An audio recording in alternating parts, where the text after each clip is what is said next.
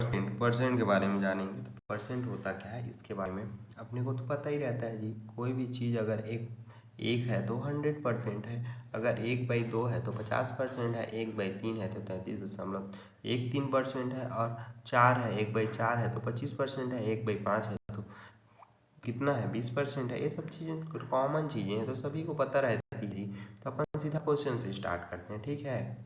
तो पहला क्वेश्चन क्या है, एक व्यक्ति किसी कारण अपना खर्चा 20% बढ़ा दिया और पुनः किसी कारण समाप्त होने पर वह अपना खर्चा कितना परसेंट घटाए कि इसे बचत में कोई असर न पड़े।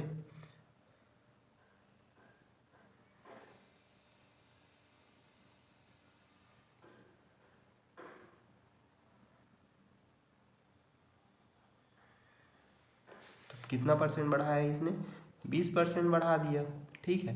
तो 100 में ही तो 20% बढ़ाया होगा जी। तो 100 क्या हो जाएगा, 120 हो जाएगा। तो अपने को 20% बढ़ा है तो 100 में ही तो बढ़ा है, परसेंट निकालना है अपने को, ठीक है। तो ये कितना हो जाएगा, 120 हो जाएगा।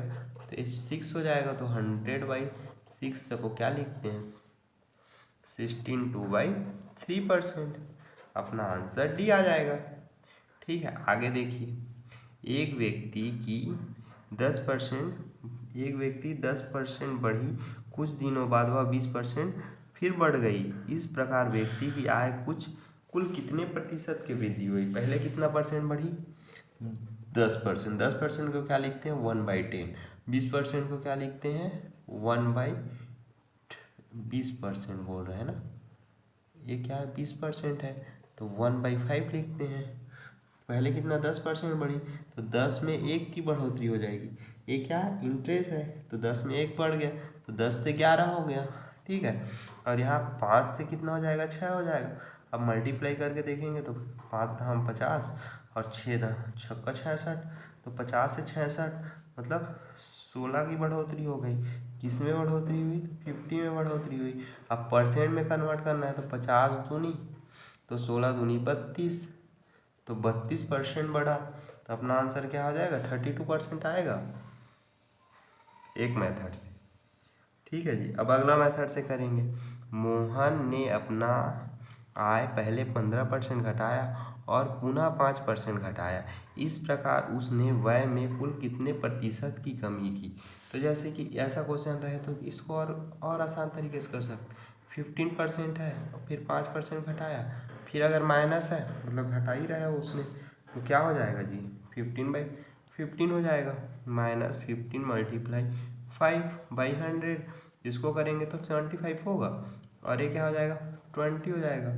और यहाँ पे क्या आएगा,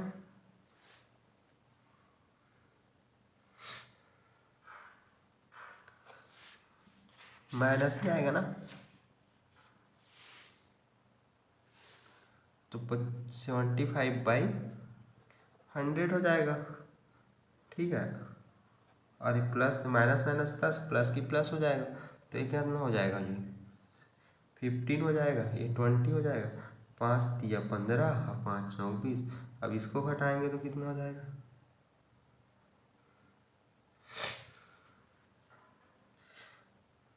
अब इसमें देखेंगे, इसमें माइनस करेंगे तो 19 दशमलव कुछ आएगा।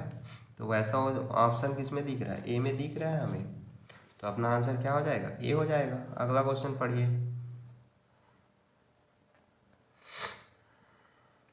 देखिए क्या है, बाजार मंद रहने के कारण राम की आय 10% घटी, परंतु कुछ दिनों बाद उसकी आय 15% बढ़ी, ठीक है।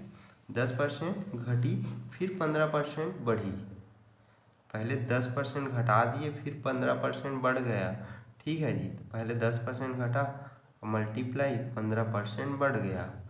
अगर इस मेथड से करना चाहते हैं तो क्या आ जाएगा इसका आंसर, इसमें घटा तो 5% आ जाएगा, और इसमें देखेंगे तो -150/100, तो 0 0 गया, यहाँ पे पॉइंट आ जाएगा, तो 1.5 तो 3.5 आ जाएगा। 3.5 को हम लोग क्या लिख सकते हैं जी, 3.5 को क्या लिख, 3/1/2 नहीं लिख सकते जी। तो अपना आंसर कौन सा हो जाएगा, ये हो जाएगा, ठीक है।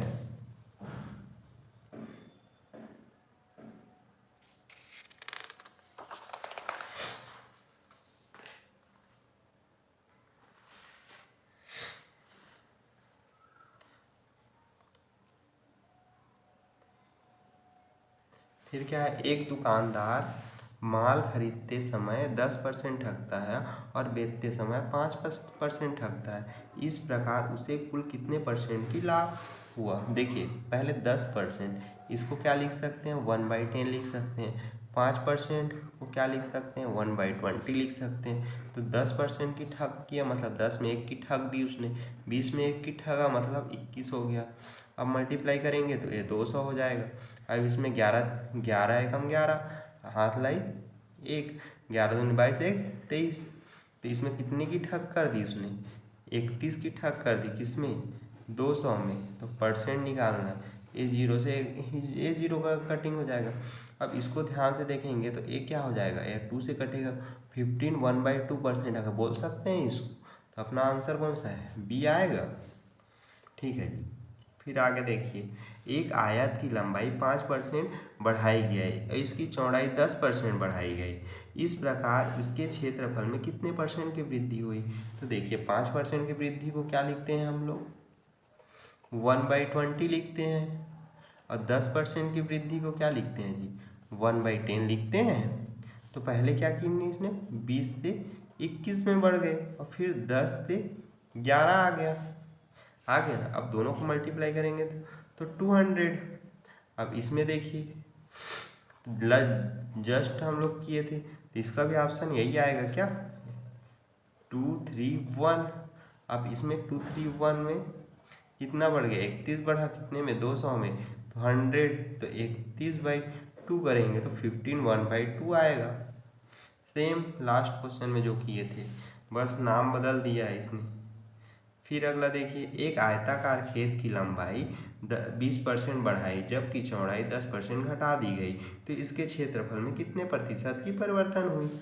अब 20% को क्या लिखते हैं जी हम लोग 1/5 लिखते हैं, और 10% को क्या लिखते हैं 1/10। तो इसमें क्या है घटा रहे हैं, इसमें बढ़ा रहे हैं। तो 1 में 5 में 1 बढ़ा तो 6 हो गया, और 10 में 1 की कमी आ जाएगी तो 9 हो जाएगी। तो 50 और 9 छक्के 54। तो इसमें 4 की बढ़ोतरी हो रही, कितने में 50 में हो रही है। तो 100 में देखेंगे तो 50 दूनी तो 4 दूनी कितना होता है जी 8% होता है। तो 8% अपना ऑप्शन क्या हो जाएगा बी होगा।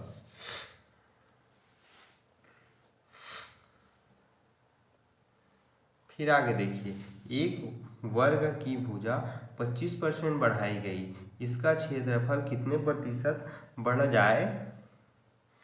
एक वर्ग की भुजा को 25% बढ़ाई, ये क्या है एक वर्ग है, तो ये 25 यहाँ रहेगा तो 25 यहाँ रहेगा, तो 25% को क्या लिखते हैं 1/4 लिखते हैं। तो 4 में 1 बढ़े तो 5 हो जाएगा, 4 में 1 बढ़े 5 हो जाएगा। तो 16 में 25, तो दोनों में 9 बढ़ गया, कितने में 16 में बाई 100। ठीक है, तो यहाँ देखेंगे तो ये 8 हो जाएगा, ये देखेंगे तो 50 हो जाएगा, ये 4 हो जाएगा तो ये 25 हो जाएगा। 25 निया कितना हो जाएगा जी 225/4। तो 4 एकम 4 पंछे 20, और 4 पंछे 20 हो जाएगा, हाथ ले तो 4 छक्का 24, तो 56.1/4 आएगा। तो ये वाला आंसर अपना सी सही है। फिर आगे देखते हैं,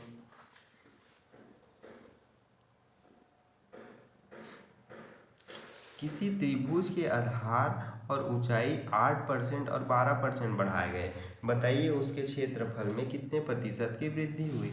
तो 8% बढ़ाए हमने, फिर कितना परसेंट बढ़ाए 12%। तो 8 × 12, अगर सेकंड मेथड से करना चाहें तो 12 × 8 = 96, तो 96/100 हो जाएगा।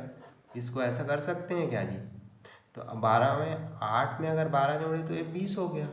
अब इसको यहाँ पे ऐसे लिखेंगे तो 96, तो यहाँ पे 2 जीरो के बाद तो यहाँ पॉइंट सीधा लिख सकते हैं 0.96, तो 20.96 आ जाएगा। तो ऐसा कहीं ऑप्शन दिख रहा है आपको, तो ऑप्शन डी है अपना। ठीक है, फिर अगला क्वेश्चन देखिए,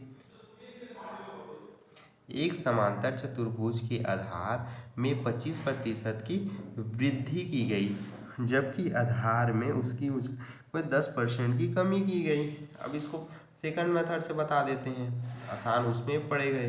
तो 1/4 लिख सकते हैं, 10 को 1/10 लिख सकते हैं। तो इसमें क्या है, कमी की गई, इसमें वृद्धि की गई। 4 में 1 की वृद्धि अर्थात 5, और 10 में 1 की कमी अर्थात 9। तो ये 40 और 9 पंचे 45, तो 5 तो बटा 40 इंटू 100। तो 0 0 कट हो गया, ये 50/4। तो 50 को 4 भागों में बांटेंगे तो कितना हो जाएगा, 12.5 होगा। तो ऑप्शन क्या आ जाएगा, ये आएगा हमारा। ठीक है, ये वाला क्वेश्चन आप देखिए, ये वाला आपके लिए होमवर्क रहेगा। ठीक है, एक बार मैं पढ़ देता हूँ। एक वृत्त की परिधि में 5% की वृद्धि की गई, इसका क्षेत्रफल कितने प्रतिशत बढ़ जाएगी। ठीक है, तो इसके बारे में हमें जानना है। तो वृत्त की परिधि क्या होती है जी, पूरा उसका गोल होता है, उसकी परिधि हो जाएगी। तो रेडियस में 5% की वृद्धि की, ये सेम क्वेश्चन है, 2 बार लेना है जैसे लेते थे। ठीक है, अगर आपको वीडियो अच्छी लगी तो चैनल को सब्सक्राइब करिए और वीडियो को लाइक करिए, अपने दोस्तों को शेयर करिए जी।